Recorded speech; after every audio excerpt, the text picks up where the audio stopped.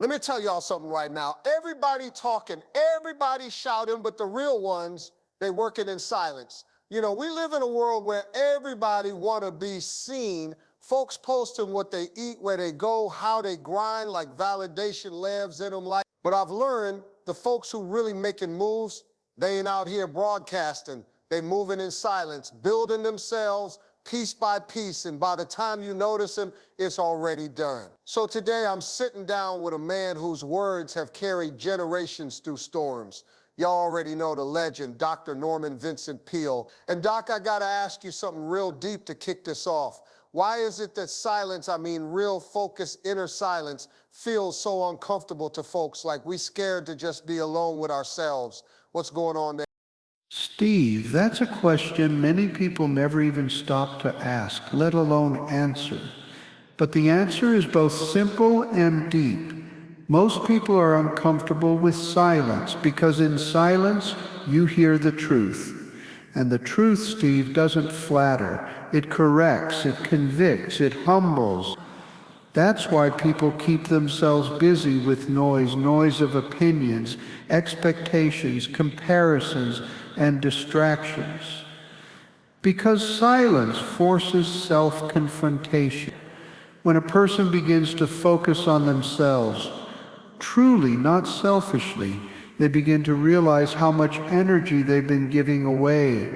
You can't grow roots if you keep transplanting yourself based on what others think. Silence in this way is not a void. It's a sanctuary.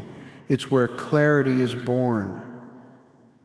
People talk too much when they're unsure. They announce their moves before they've even made them, hoping that affirmation will fuel execution. It works quietly in the dark, shaping character, discipline, and vision, all without applause.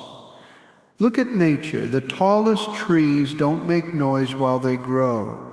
The ocean doesn't speak, yet it holds power that humbles nations. So too, when a man or woman decides to go inward, to focus, to build, to listen instead of explain, they tap into a timeless principle. Your progress doesn't need permission, and your purpose doesn't need promotion. But attention is loud and it's fleeting. Success, real deep spiritual success, is quiet.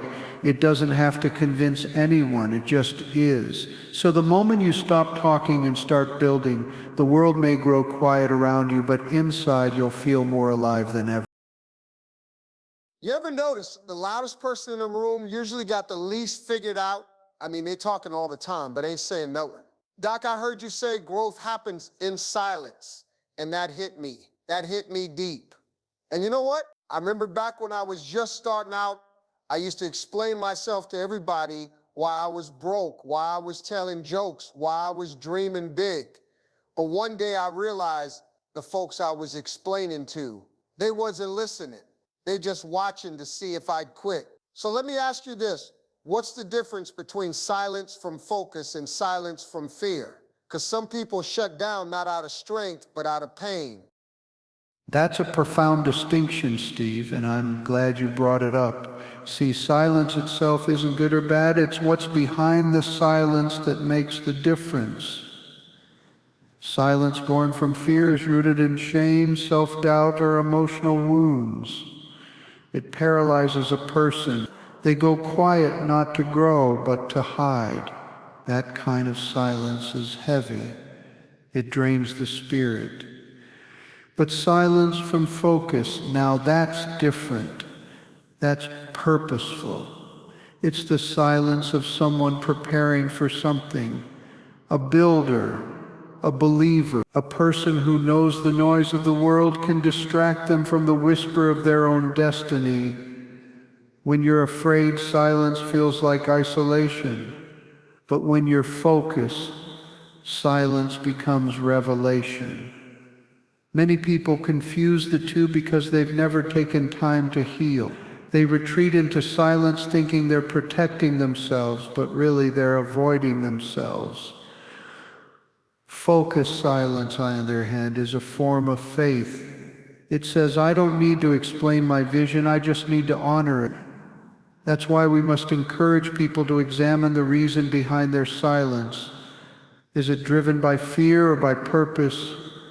Here's something I've seen again and again. The most impactful people I've met weren't always the ones speaking at conferences or leading meetings. Sometimes it was the quiet person in the back of the room, listening, learning, absorbing, who went on to make the biggest mark.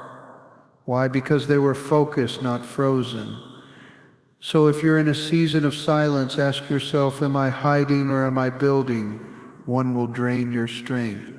The other will multiply it. The world teaches us to speak fast, defend ourselves, post everything.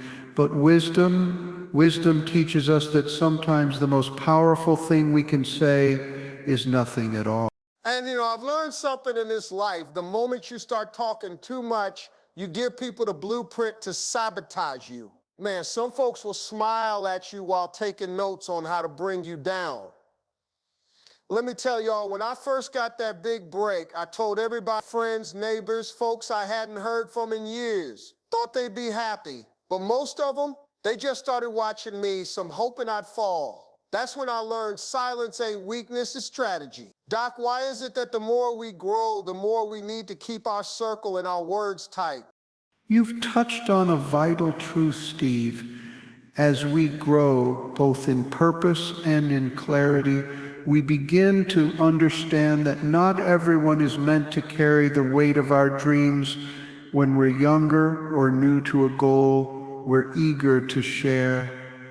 We think speaking our vision will attract support, but spiritual maturity teaches us this. Not everyone who hears your dream is capable of holding it with integrity. You see, growth often separates you not because you're arrogant, but because you become more intentional. And part of that intentionality is guarding what I call your inner garden. You don't throw seeds on the sidewalk and expect a harvest. You plant them deep, protect them, water them, and let the sun, not the crowd, do its work. That's why silence is necessary in the growth phase. Not secrecy, it's sacredness. Every person is not meant to understand the call on your life. That call was given to you, not your co-worker, not your cousin, not even your closest friend. And when you speak prematurely, you risk inviting the wrong energy into your process. Even Scripture teaches us there's a time to speak and a time to be silent, a time to share and a time to build in private. Silence becomes the fence around your focus. And as we mature, we begin to realize it's not about how many people cheer for us. It's about walking faithfully in the assignment we've been given, even if it means walking alone for a while. So yes, Steve, the higher you go, the more important it becomes to protect your peace, protect your plans, and protect your voice. Because what you're building, it matters.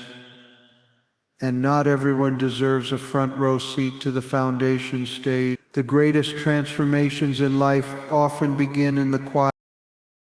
Let me tell you something. When you keep quiet and move in silence, people start wondering what you're up to.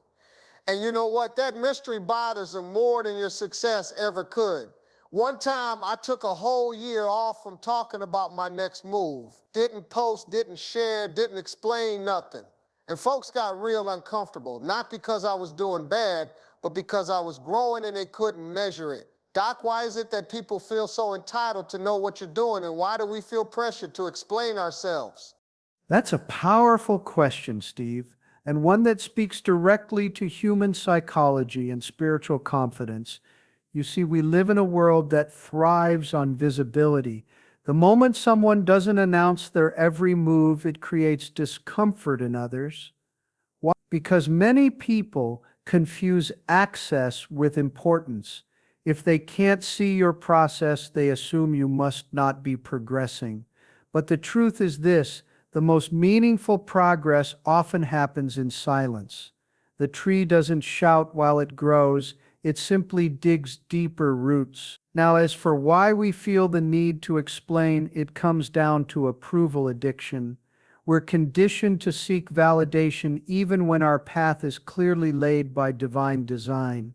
but the need to be understood by everyone is a distraction dressed as a desire for connection. Jesus himself often withdrew from the crowds, not because he was avoiding people, but because he understood the necessity of solitude for revelation.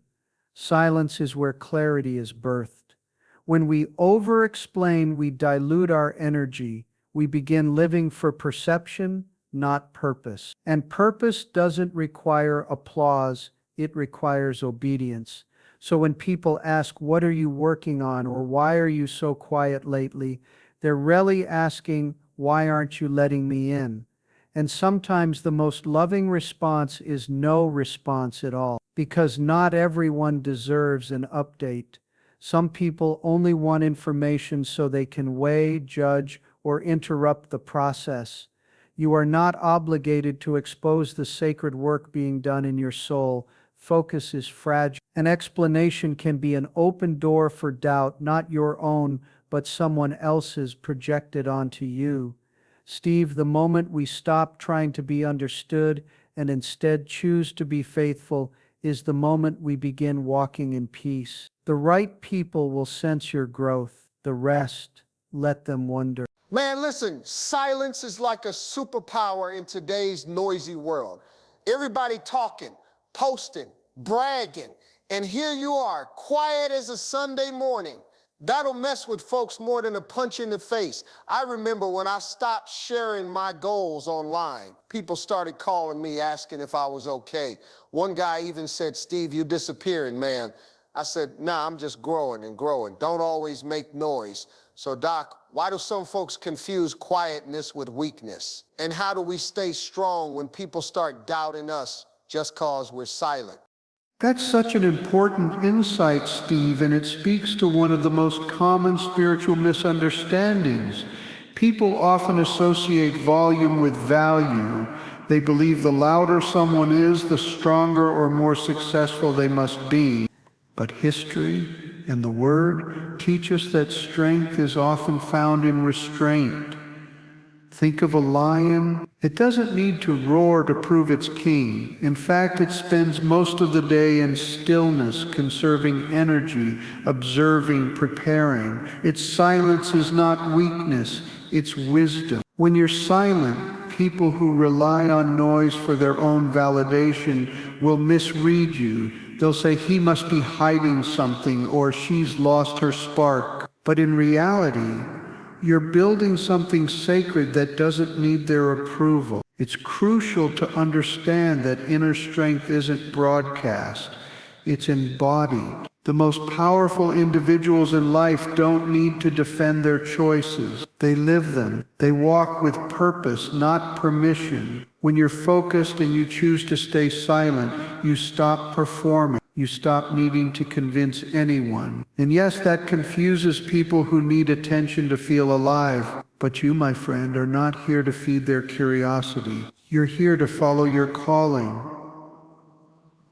The Bible says, "Be still and know that I am God." Notice it doesn't say speak loudly or post daily. It says be still, because stillness is where trust is formed. Now, how do you stay strong when you're misunderstood? You anchor your identity in truth, not opinions. You remind yourself daily, my silence is not absence, it's alignment. And you let your results, your peace, your purpose, your joy speak louder than any explanation ever could. In the end, those who mistake your silence for weakness will one day call it wisdom. But you don't wait for their recognition. You keep walking quietly, steadily with God. You know, it's wild, Doc. The loudest folks in the room are usually the ones doing the least. Real ones, man, they moving in silence like they got a PhD in patience. One time I was on a show with this dude flexing like he had the world in his hands, cars, followers, money. 2 years later, gone, evaporated. Meanwhile, this quiet janitor I used to see backstage owns 3 businesses now. Ain't that something? So here's what I want to know, Doc. How do we keep focusing on ourselves when the world keeps throwing distractions in our face? Especially when social media makes it feel like you're behind if you're not constantly talking. Steve, you've hit on a critical challenge of our time, the distraction economy. We live in an era where attention is currency and everyone's fighting to spend yours. If you don't guard your focus, the world will spend it for you on things that do nothing for your soul. The first thing to remember is this: you are not behind. You are exactly where you are supposed to be. The noise on social media is curated. It's a highlight reel, not a full story. Don't compare your real life to someone else's edited moment. To stay focused, you must get intentional. That means creating daily rituals that reconnect you to your purpose, not your performance. Start your day in silence. Read scripture, meditate, write a gratitude list. These small disciplines build the internal muscle needed to resist external pressure. Distraction is not just about phones and posts. It's about forgetting who you are. Every time you chase someone else's timeline, you abandon your own. And when you live to prove something to others, you're no longer living from conviction, you're reacting from insecurity. The Bible reminds us, set your minds on things above, not on earthly things. That means we must elevate our focus, aiming it at growth, service, and God's plan, not applause or approval. Here's a practice. When the noise gets loud, ask yourself, is this feeding my mission or stealing from it? That one question can redirect your energy back to your path. And finally, know this: some of the most extraordinary transformations happen in silence. A seed grows in the dark before it breaks the surface. Likewise, your growth doesn't need validation to be real. Stay quiet. Stay committed. The results will speak. Because, Steve, when you protect your focus, your future becomes clearer, and clarity, my friend, is louder than any crowd. You ever notice the folks who talk the most about grinding are usually the ones not doing a thing? I mean, if you're really hustling, you ain't got time to broadcast it every 5 minutes. I remember this young guy who came up to me once saying, Steve, I'm working, and I looked at him and said, son, there's only 24 hours in a day. You lying already. You got to move in silence if you're really about progress. So, Doc, why do you think people today feel this constant urge to announce every little step they take? Is it insecurity, validation, or something deeper? Steve, that's a beautiful observation, and you're absolutely right. The need to announce every step we take often comes not from confidence, but from insecurity. At its core, it's a silent cry for validation. Please notice me, please tell me I'm doing okay. In a world that celebrates visibility more than authenticity, people begin to confuse being seen with being fulfilled, but those two are not the same. Real growth, the kind that transforms you, is almost always quiet. Trees don't grow by screaming, they root deep in stillness. Likewise, people who are truly building something meaningful often go unnoticed for a season, but when their time comes, the results are undeniable. The need for constant announcement also stems from the fear that if we're not seen, we're not succeeding. But success is not public. It's deeply personal. It's the nights you pray when no one's watching, the books you read instead of scrolling, the discipline of staying consistent even when no one claps. Let me share a principle I've lived by. Don't water your dreams with attention. Water them with discipline, because attention can be fleeting, but discipline bears fruit. Here's something even more profound. When you seek too much external validation, you actually give away your power. You hand your sense of worth to others, and that's a dangerous exchange. They didn't give you your purpose, so why let them define it? Jesus himself often withdrew from the crowds to pray in solitude. If the Son of God needed silence to stay aligned, how much more do we? Steve, I tell people this: let your work speak, let your consistency, let your results do the talking. Because the loudest one in the room is often masking the most doubt, but the quiet builder, that's someone you better watch out for. So yes, focus on your mission, not its marketing. Stay silent, stay steady, and let God handle the spotlight. You ever notice the folks who talk the most about grinding are usually the ones not doing a thing? I mean, if you're really hustling, you ain't got time to broadcast it every 5 minutes. I remember this young guy who came up to me once saying, Steve, I'm working, and I looked at him and said, son, there's only 24 hours in a day. You lying already. You got to move in silence if you're really about progress. So, Doc, why do you think people today feel this constant urge to announce every little step they take? Is it insecurity, validation, or something deeper? Steve, that's one of the most common struggles I've seen in people, especially those with compassionate hearts. The truth is, many have been conditioned to believe that self-focus equals selfishness, but that couldn't be further from the truth. Focusing on yourself, your growth, your healing, your boundaries is not selfish, it's essential. You cannot give from an empty vessel. If your soul is weary, your mind cluttered, your heart broken, then everything you give will carry a portion of that brokenness. Even the scriptures remind us to love your neighbor as yourself.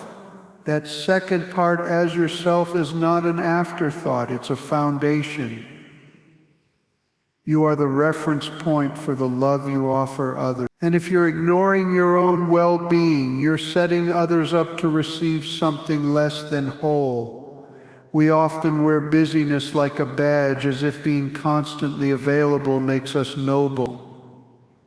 But sometimes the noblest thing you can do is say no, not out of arrogance, but out of alignment with your purpose. Let me share this. Every time you say yes to something outside your purpose, you're saying no to something within it. And eventually you dilute the power of who you are. Some people are addicted to helping others because it distracts them from healing themselves. But silence, solitude, reflection, these are the tools that build character. They help you hear God's direction clearly without the noise of outside expectation. We live in a culture that claps for over-functioning. But God's favor doesn't follow applause, it follows obedience. And sometimes obedience looks like retreat, like rest, like reflect. So I say this, take time to know yourself, grow yourself, and love yourself, not for applause, but for alignment. And once you've built a strong foundation within, then you can give to others not out of guilt, but from a place of true abundance. Let me tell y'all something real. Silence is powerful. But man, folks think if you ain't talking, you ain't working. Nah. Sometimes the quietest moves make the loudest noise in the long run. I remember when I got passed over for a gig I knew I deserved. Man, I wanted to raise hell, tell everybody what went down, but something in me said, just watch. Let your grind talk. And you know what? That silence turned into a stage way bigger than I imagined. So, Doc, why do we feel this need to explain ourselves to everybody, especially when we're growing quietly or choosing to walk away? Steve, that's such an important question, and one that cuts deep into the human condition. We often feel compelled to explain ourselves because we crave understanding and validation. We want others to see our intentions, to know our hearts, to approve our direction. But the truth is, not everyone is meant to understand your journey. And that's okay. When you're growing, when you're healing, when you're stepping into a new chapter, that transformation is sacred. It's not for public consumption. Silence protects the sacred. It gives you space to align your thoughts, strengthen your spirit, and hear the still small voice of God without interruption. You see, when a tree grows, it doesn't announce each inch it gains, but it's still reaching toward the sky. The same applies to us. Quiet progress is still progress. In fact, it's often the most sustainable kind. Explaining yourself repeatedly drains your energy.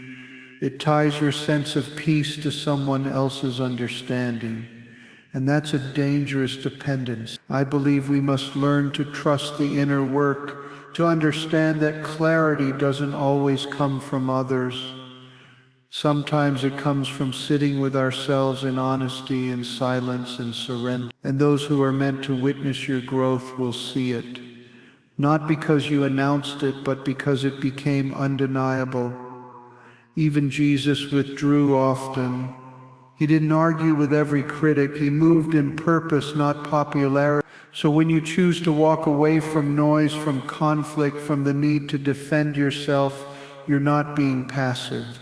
You're being powerful. You're protecting your peace, and that's a mature kind of strength. Let the results speak. Let the fruit of your focus testify. And let the noise fade behind you as you walk forward in purpose.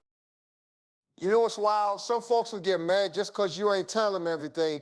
They'll confuse your silence with arrogance, your distance with disrespect. But nah, you just minding your business and protecting your peace. Truth is, I've learned you ain't got to cut people off loud. Sometimes you just go quiet and let God sort it out. Doc, here's what I want to ask in this last moment. How do we stay committed to focusing on ourselves and staying silent, especially when the world keeps pulling us to react, defend, or explain? Steve, what a powerful and timely question to close this conversation.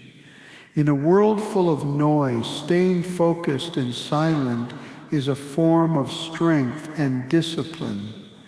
It's not easy because the ego always wants to respond. The flesh wants to be heard. But the spirit seeks peace, alignment, and truth. Commitment to silence and self-focus begins with recognizing what truly matters: the opinions of others, fleeting, social approval, temporary. But your purpose, now that's eternal. When you anchor yourself in purpose, you don't need permission. You don't require applause. You simply walk forward, rooted in faith and guided by vision. And sometimes that walk is quiet. Purpose doesn't always shout. It just shows up consistently. Remember, you don't owe everyone a reaction. Silence is not weakness, it's wisdom choosing its timing. Each day make space to be still. Let your soul breathe, let your thoughts settle, let divine wisdom rise. That inner stillness will teach you more than the world's noise ever will. And if you feel tempted to defend your silence, ask yourself, will this bring me closer to peace or just deeper into the storm? You don't have to attend every argument you're invited to. You don't have to explain your growth to those who are committed to misunderstanding it. Let your consistency speak. Let your character speak. Let your results speak.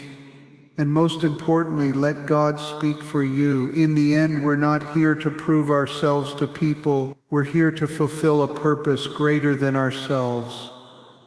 Stay grounded. Stay humble. Stay quiet when needed, because often the most powerful voice is the one that knows when not to speak. Man, if you didn't catch nothing else, catch this. Protect your peace, stay in your lane, and let your silence make the noise. Everybody ain't meant to understand your journey, and that's all right. Keep your head up, keep your heart clean, and let God do the talking. We out of here. Stay focused, stay faithful. I love y'all.